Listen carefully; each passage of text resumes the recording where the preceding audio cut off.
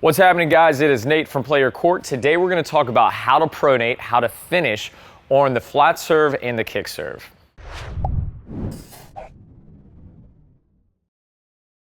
All right, so today we're talking about something super technical, but I think relatively easy to follow once you see it. But how to pronate, how you're going to finish on the flat serve and the kick serve. Today's instruction is for Play Your Court members with a rating of 70 and up. If you want your own Play Your Court rating, get in there and check it out for free.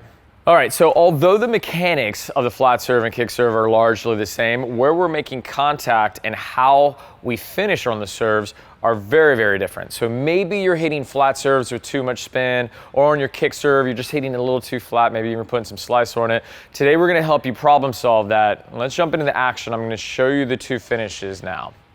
All right, so let's start with the flat serve. And I think most people understand where the contact point is, where the finish, and what's happening on pronation, but let's go over it because it's really important that we differentiate it from the kick serve.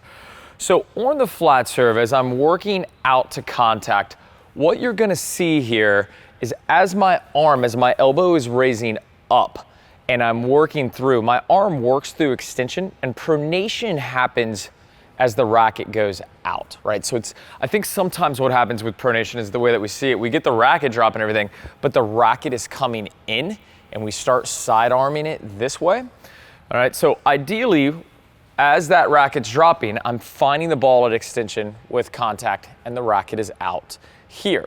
Now what you're gonna see here is a line that we've imposed, and what's important is that I don't continue on this path. That as my arm gets here for a big serve, I wanna get into internal shoulder rotation. So I wanna lead with the racket tip down, and then naturally what's gonna happen is the serve's gonna come back across. Now, Sampras had a superhuman rotator cuff, so did he have the ability to finish with this racket here to some degree? Yeah, sure, but I wouldn't advise that because what's gonna end up happening is you're gonna hurt your shoulder, all right? So what's important, the takeaway here is that on the flat serve, I very much wanna be swinging out to my target, but I wanna let the racket tip lead, all right? So as the racket uncoils through pronation and I snap, here is the finish. All right, so let's talk about the distinguishing factor on the kick serve. So the finish in the pronation on the kick serve, what often gets confused is that you're leading the racket out to the target, the service box, just as you would on a flat serve. And that's where you're losing all your spin. So what you're gonna see here, as I work through my service motion, what ends up happening is on the kick serve, as I'm working up, now the line is in front of me. It's not running on the side, it's in front of me because I don't wanna break the front line that's running parallel. I don't wanna break that line or I'm swinging out and I'm losing my spin.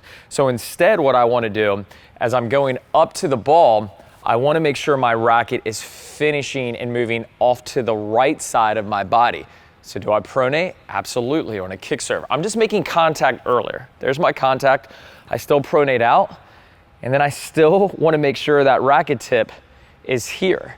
All right, now will the racket come back in front of me? Yeah, absolutely. It'll come back around because my hand is attached to my shoulder, right? There's an arm there, right? But that's the big takeaway from this, is that on your flat serves, you don't want to break the line that's running next to your body, right? You want to make sure that you're going out to the court, and then on a kick serve, you want to make sure that you're staying parallel with the baseline to where you're working this way and then coming in. And now, of course, your jump will take you into the court, but it's the finish that's really gonna separate that kick serve from the flat serve.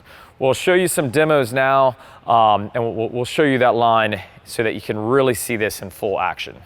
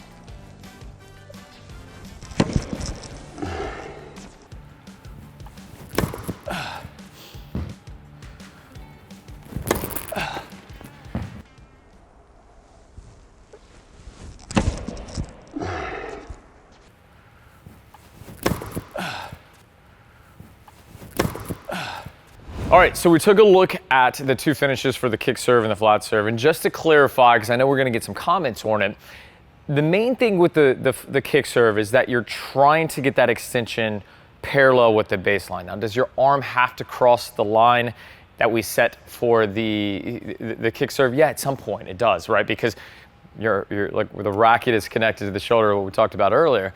But I want to make sure that I'm pronating out. I'm really trying to get that kick out this way, and the racket leads down. But then because of the shoulder, it will come back across, right? But we'll see that racket tip lead and then work down. Whereas on the flat serve, right, I'm not working as much from the left to the right.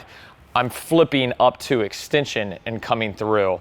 And that's where I don't want to cross that line. Now, what we see on the flat serve where people get in problems where they're breaking that kind of imaginary line to the side of their body is that they're side arming, right? You're uncoiling too fast and also the racket's coming around, and that's the no-no. But the big takeaway here is how to get the kick serve to kick, how to get that big action on the ball. You've got to focus on keeping the swing parallel to the baseline.